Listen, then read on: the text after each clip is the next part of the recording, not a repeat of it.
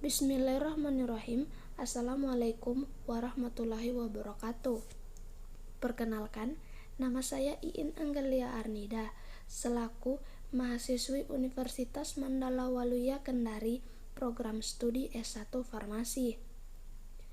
Pada video kali ini, untuk memenuhi tugas ujian tengah semester mata kuliah Kimia Medisinal 1, di mana dosen mata kuliah ini yaitu Bapak Dwi Syafitra Ramadan S.Farm M.Farm. Baik, pada presentasi ini saya akan sedikit menjelaskan mengenai hubungan struktur aktivitas obat-obat antibiotika. Sebelum kita membahas lebih lanjut mengenai hubungan struktur aktivitas obat antibiotika, terlebih dahulu kita harus mengetahui definisi dari obat antibiotik. Antibiotik itu sendiri merupakan kelompok obat yang digunakan untuk mengatasi dan mencegah infeksi bakteri. Obat ini bekerja dengan cara membunuh dan menghentikan bakteri berkembang biak di dalam tubuh. Antibiotik tidak dapat digunakan untuk mengatasi infeksi akibat virus seperti flu. Kata biotik sendiri berasal dari bahasa Yunani, yakni anti yang berarti melawan dan bios yang berarti kehidupan, atau dalam hal ini adalah bakteri yang hidup. Obat antibiotik ini bisa dibilang sebagai salah satu pengobatan paling kuat untuk melawan infeksi bakteri. Selanjutnya, mekanisme kerja obat antibiotik. Yang pertama, menghancurkan dinding tubuh bakteri. Yang kedua, mengganggu proses reproduksi bakteri. Dan yang ketiga, menghentikan produksi protein dari bakteri. Mekanisme kerja dari antibiotik akan langsung dimulai sesaat setelah Anda mengonsumsinya. Namun, kapan gejala atau rasa sakit bisa membaik sangat bergantung pada kondisi tubuh setiap orang dan karakteristik dari bakteri yang menyerang. Biasanya, antibiotik diresepkan untuk diminum habis selama 7-14 hari. Dalam beberapa kasus, antibiotik juga bisa habis dalam waktu beberapa hari saja. Selanjutnya, hubungan struktur aktivitas obat antibiotik yang akan saya bahas. Yang pertama, antibiotika spektrum luas yang bersifat bakteriostatik. Contohnya yaitu kloramfenikol. Dan yang kedua, antibiotika yang menghambat sintesis dinding sel bakteri. Contohnya yaitu cefalosporin. Obat antibiotik yang pertama yaitu kloramfenikol.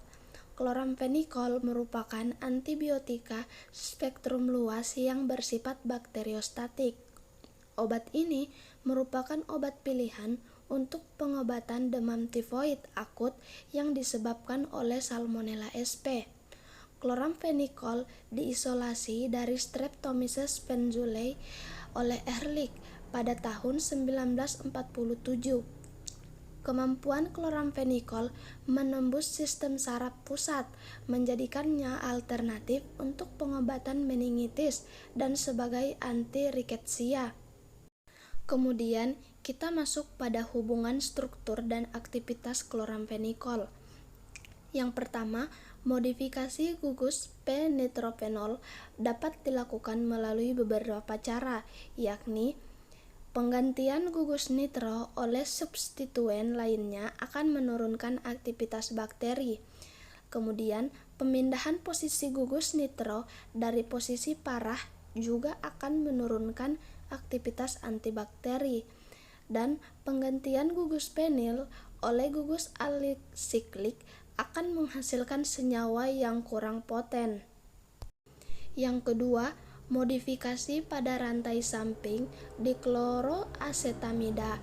Rantai samping di halogen lainnya akan menghasilkan senyawa yang kurang poten, meski aktivitas utama tetap ada.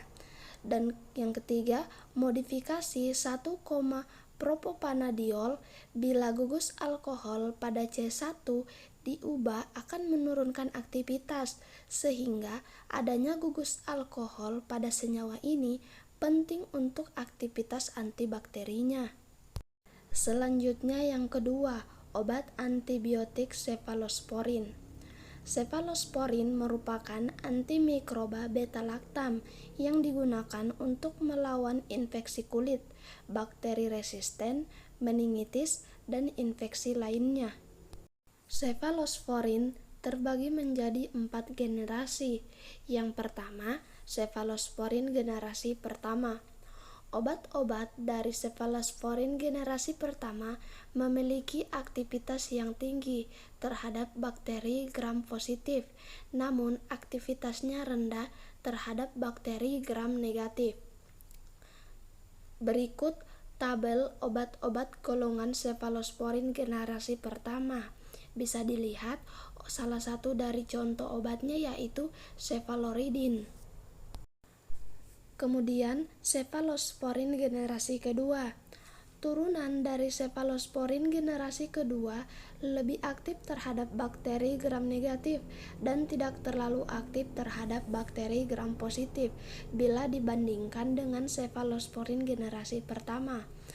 Berikut tabel obat-obat golongan cefalosporin generasi kedua. Bisa dilihat dari dalam tabel, salah satu contoh obat golongan cefalosporin generasi kedua yaitu cefamandol. Kemudian cefalosporin generasi ketiga.